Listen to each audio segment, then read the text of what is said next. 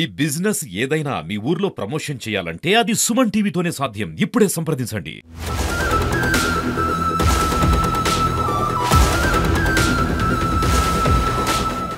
Welcome to Suman TV.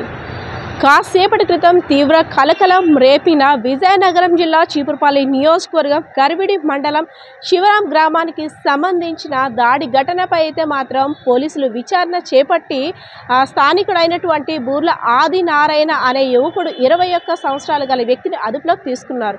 అంటే దాడి ఘటన జరిగిన కాసేపట్లోనే యువకుడిని అదుపులోకి తీసుకున్నట్టు జిల్లా ఎస్పీ వకుల్ జిందాల్ కూడా కాసేపటి క్రితం మీడియాకు వెల్లడించారు.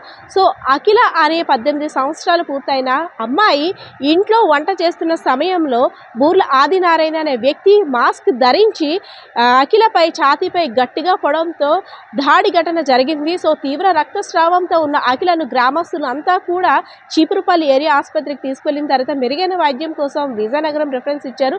సో ఒక ప్రైవేటు ఆసుపత్రిలో అఖిలనైతే మాత్రం చికిత్స అందిస్తున్నారు. అఖిలకి వైద్య సిబ్బంది అంతా కూడా. సో ప్రస్తుతం అఖిల పరిస్థితి అయితే మాత్రం బాగానే ఉంది. స్పందిస్తున్నప్పటికీ కూడా లోపల ఇంకంత ఆర్గాన్స్కి ఏమైనా డ్యామేజ్ అయ్యాయా, పరిస్థితి ఏ విధంగా ఉండేది కూడా సరైన టెస్టులు చేసిన తర్వాత మాత్రమే హెల్త్ ఒక అప్డేట్ని ఇస్తానని వైద్యులు కూడా సూచించారు.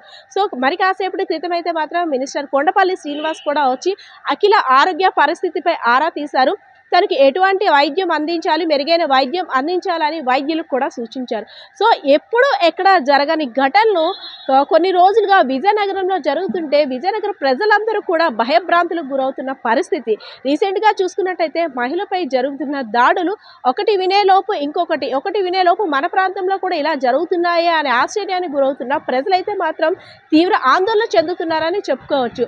సో ఏంటి, ఎందుకు ఈ బూర్ల ఆదినారాయణ అనే యువకుడు అఖిల అనే మహిళపై ఎందుకు దాడి చేశాడు? ఏదైనా ప్రేమ వ్యవహారం ఉందా, లేదంటే కుటుంబ తగాదాలు ఏమైనా ఉన్నాయా? అయితే పోలీసు విచారణలో మరికొన్ని విషయాలు అయితే మాత్రం వెల్లడించే అవకాశం ఉంది. అఖిల అనే అమ్మాయి యొక్క అమ్మా నాన్న లేని సమయంలో ఎప్పటి నుండా కూడా ప్లాన్ చేసుకున్నాడు అగంతకుడు. ఎలా చంపాలి, ఏ విధంగా చంపాలి, దేనికోసం వెళ్ళాలి, ఎలా దాన్ని అంతా ప్లాన్ చేసుకుని పకడ్బందీగా చేశాడని చెప్పుకోవచ్చు. సో రక్తపు మడుగులున్న అఖిలను చూసిన తర్వాత భయభ్రాంతులకు గురైన గ్రామస్తులంతా కూడా ఒక్కసారిగా తెలియని అయోమయ పరిస్థితిలోకి జారుకున్న పరిస్థితి.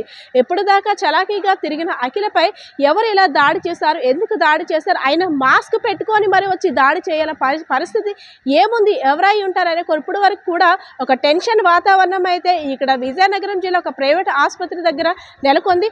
సో ఈ ఆందోళనకు అన్నింటికైతే పోలీసులు అయితే తెరచించారనే చెప్పుకోవచ్చు. యువకుడిని అదుపులోకి తీసుకున్నారు, తమదైన శైలిలో విచారణ చేపడుతున్నారు. సో మరిన్ని విషయాలు కూడా మరి కాసేపట్లో తెలియనుంది. కెమెరా పర్సన్ బాలకిషోర్తో పద్మ, సుమన్ టీవీ, విజయనగరం.